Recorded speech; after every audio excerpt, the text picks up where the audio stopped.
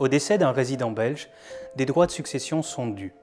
Ces droits peuvent atteindre jusqu'à 30% si les enfants, le conjoint et dans certaines conditions le cohabitant héritent. Dans les autres cas, ces droits de succession montent jusqu'à 80%.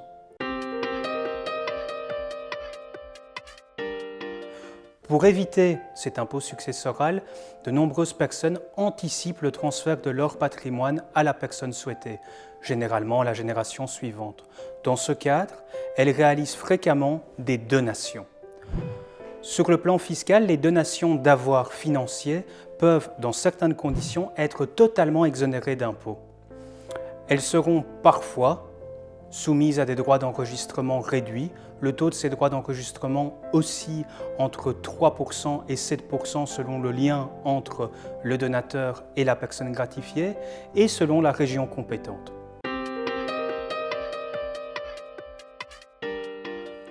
Une donation peut toutefois apparaître comme inquiétante. En effet, donner ses données, reprendre ses volets, comme il est dit dans les cours d'école, et on ne sait jamais de quoi est fait l'avenir. Heureusement, il est possible de donner sans se dépouiller.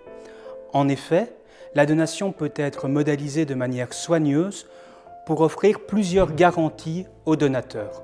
Premièrement, lui garantir de pouvoir gérer les avoirs financiers donnés comme il l'entend et sans interférence des personnes gratifiées. Deuxième garantie, le donateur peut être garanti de continuer à recueillir les revenus, j'entends dividendes et intérêts produits par les avoirs financiers donnés, et même percevoir les plus-values réalisées lors de la vente de certains titres. Troisième garantie, le donateur peut continuer à disposer dans certaines conditions et dans certains cas de figure des avoirs donnés eux-mêmes et ce à son propre profit, sans que les enfants puissent s'y opposer, sans que la personne gratifiée puisse s'y opposer.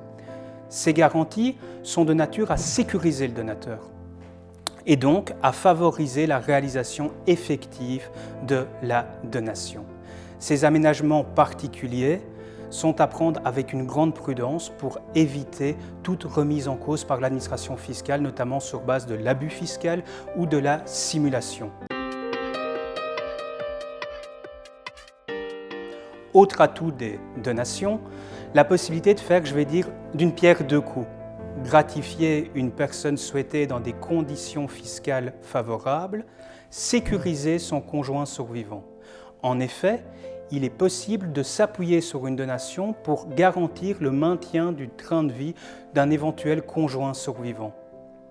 Comme vous l'aurez compris, les donations offrent un florilège d'atouts tant sur le plan civil que sur le plan fiscal.